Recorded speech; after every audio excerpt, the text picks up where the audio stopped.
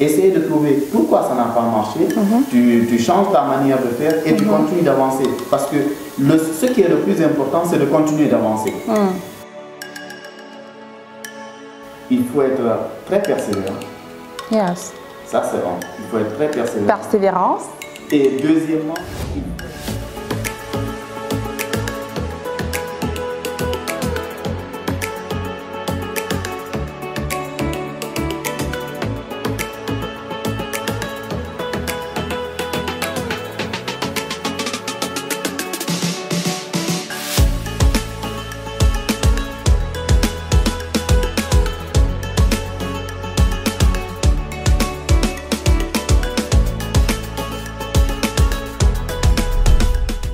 Bonjour Monsieur Obé Diallo. bonjour Ingrid. Comment allez-vous? Ça va. On peut se tutoyer? Ouais. Ok, super. Moi, je vais super bien. Je te remercie d'avoir accepté de venir sur cette émission de motivation pour partager ton expérience en tant qu'entrepreneur. Donc, je vais te laisser présenter à la team des leaders. Eh bien, je m'appelle Obé Diallo. Je suis entrepreneur depuis bientôt 2 ans et je fais également des vidéos et beaucoup de partage sur la question du dépassement de soi et du développement personnel, dans le but de motiver aussi d'autres jeunes entrepreneurs ou même s'ils ne sont pas encore entrepreneurs, qui sont dans le salariat, mais à se surpasser dans leur domaine. D'accord. Et quelles sont les belles raisons qui t'ont poussé, du moins, à te retrouver aujourd'hui dans l'entrepreneuriat, qui t'a créé ton entreprise en traduit? Alors, depuis très longtemps, depuis que j'étais étudiant, j'ambitionnais de me lancer vraiment dans l'entrepreneuriat juste après quelques années d'expérience. C'était ça le but. Mais après mon master en finance d'entreprise, je me suis retrouvé sur le marché d'emploi, très confiant, j'étais déterminé. Mais j'ai commencé là à prendre les premières claques du marché et pendant 8 mois, je postulais et j'avais pas de retour. J'avais des entretiens et tout, mais souvent, soit ce qu'on me proposait ne me plaisait pas, ou qu'on ne voulait pas de moi, tout simplement.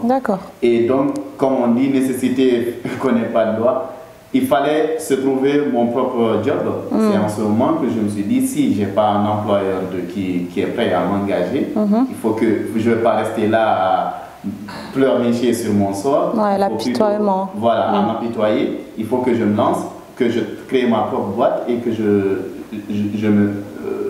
m'emploie moi-même. D'accord. C'était ça le premier but. Et du coup, quelles ont été tes difficultés? Une fois que tu t'es lancé dans l'entrepreneuriat, quelles ont été tes difficultés? Je prends un exemple par exemple. Est-ce que du fait que nous sommes en France, tu as eu la barrière raciale, je vais dire entre guillemets, ou alors tu as eu ce problème d'ethnicité entre nous-mêmes les Africains? On sait qu'il y a parfois ce petit filon-là. Est-ce que tu as eu des limitations ou alors des barrières comme celle-là ou autres, je ne sais pas? Barrière liée à un facteur de communauté ou de race, je ne peux pas dire que je l'ai eu vraiment. D'accord, super. J'ai eu des barrières, mais plutôt liées au marché. En fait, je pars du principe que lorsque j'ai commencé, je me disais tout le temps, je me suis toujours refusé de me prendre pour une victime pour quoi que ce soit. Parce qu'un client a refusé de souscrire à mes services ou parce qu'un de nos partenaires nous lâche. Je me dis jamais que c'est lié à ma couleur de peau ou quoi que ce soit sur ce facteur-là. Je me dis toujours que c'est peut-être parce que je manque une certaine compétence ou une manière de faire que je dois développer. Et c'est toujours comme ça que j'essaie d'améliorer les choses. Bien sûr, au début, il y avait tellement de barrières parce que je n'y connaissais presque rien. Et quand on se lance dans les débuts de l'entrepreneuriat, on doit faire tout. On doit faire tout. Parce que quand on est dans l'entrepreneuriat, étant jeune, on a soit une chose ou deux. C'est le temps ou l'argent. Moi, j'avais du temps, mais je n'avais pas d'argent. Et du coup, il fallait que je fasse tout moi-même. Depuis les démarches administratives de création de société ou tout ce qui est paperasse sur la compta et autres, ça c'est moi qui le fais. Le choix juridique de son entreprise. J'ai tout fait. D'accord. Et à un moment donné, j'ai cherché à me faire accompagner lors de la création de la structure juridique, mais lors du premier entretien avec ces soi-disant experts, je me suis rendu compte que ce qu'il me disait, je pouvais tout trouver sur Google sans le payer. Donc, je prends mon temps, je fais tout, je cherche par moi-même. Donc, que ce soit l'administratif, la compta ou l'acquisition de clients, le marketing. Le prospectage. J'étais mon propre secrétaire, je suis le commercial, le comptable. Bien sûr, je n'étais pas seul dans le cadre de cette boîte. On traduit, j'ai un associé avec qui on se partageait les tâches et on avançait ensemble. Mais on traduit, ce n'était pas ma première boîte parce que juste avant cela, j'avais créé une société dans l'e-commerce et elle a fermé au bout de 8 mois. D'accord. C'était la première expérience qui m'a montré que vraiment l'entrepreneuriat, c'est pas du genre j'ai envie et j'y vais. Il faut une vraie volonté. Il faut une vraie volonté. Sinon, on peut pas persévérer. Parce que tu peux passer des mois, des semaines. Il n'y a rien. Rien ne se passe. Pas de clients ou alors les prospects, ils ne finalisent pas. Ils ne sont pas là. Ils sont pas là. Tu envoies des mails, tu rappelles tous les jours, mais les prospects tu n'arrives pas à closer les clients. Et là, il faut trouver d'autres manières de faire. Il faut changer ta stratégie. Et pour cette première société d'e-commerce, c'est là d'ailleurs en ce qui concerne l'administratif, j'étais vraiment aguerri. Donc, cette première société qui s'appelait Bookastore, là aussi j'avais des associés, mais elle n'a pas vraiment marché. Elle n'a pas vraiment marché et j'ai permis de consolider les statistiques des sociétés qui ferment en moins d'une année. Tu vois. Et selon toi, aujourd'hui, avec un peu de recul, quelles sont les causes pour lesquelles cette première société n'a pas fonctionné? Avec un peu de recul, je dirais qu'on manquait cruellement de compétences en marketing. D'accord. Cruellement de compétences.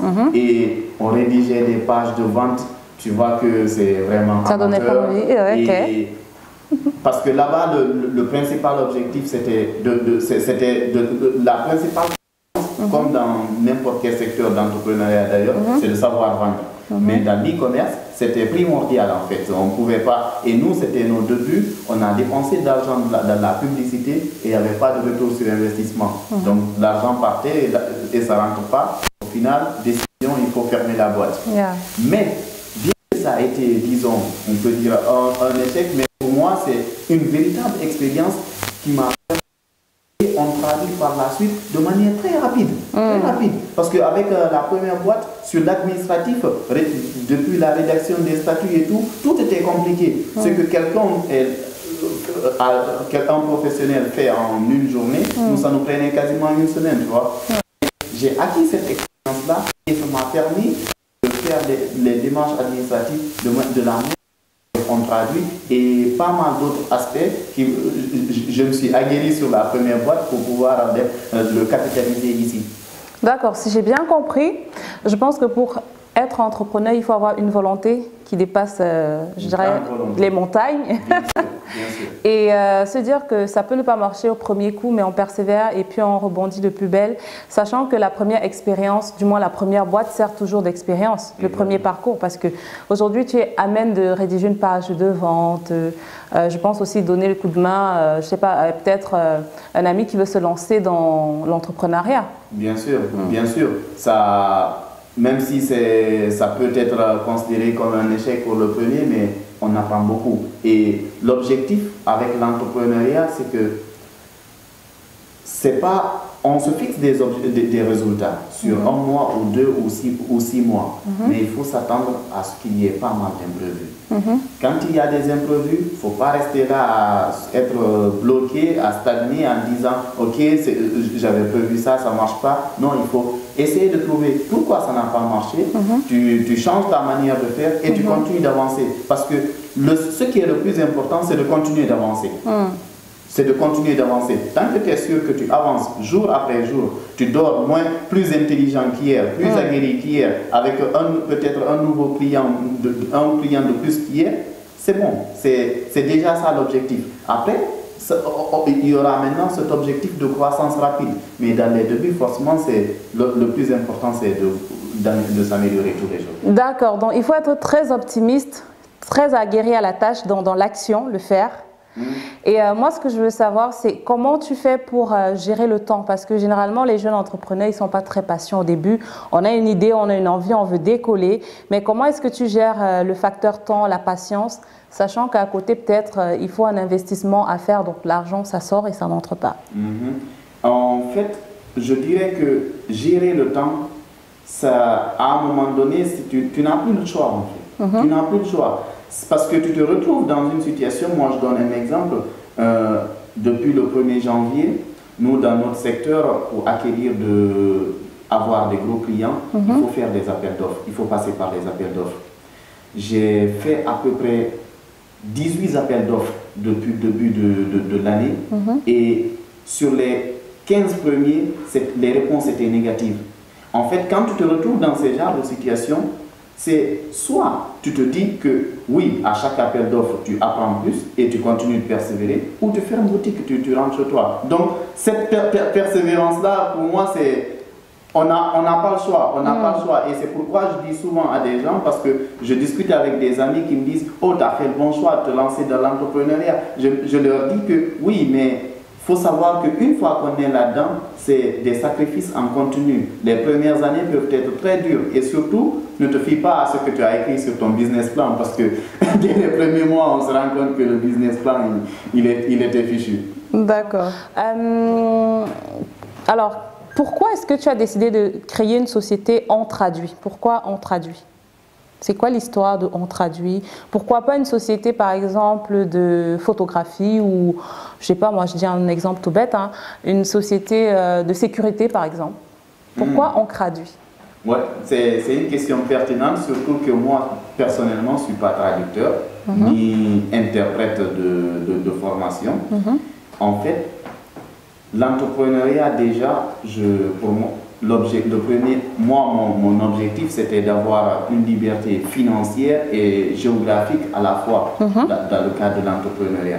Maintenant, on traduit pourquoi? Parce que l'anecdote, c'est qu'un jour, je rentrais chez moi, il était tard la nuit et j'habitais à Créteil à cette époque. Depuis l'arrêt de train pour venir chez moi, je devais passer par un pont. Et je voyais tout le temps des gens regroupés là-bas, mais je n'ai jamais emprunté le chemin. Et ce soir-là, je suis passé par là. J'ai entendu des gens parler et ils parlaient Pulaar. Pulaar, c'est ma langue maternelle. D'accord. De quel pays déjà? De la Guinée. Très bien. De la Guinée. C'est l'ethnie Peul.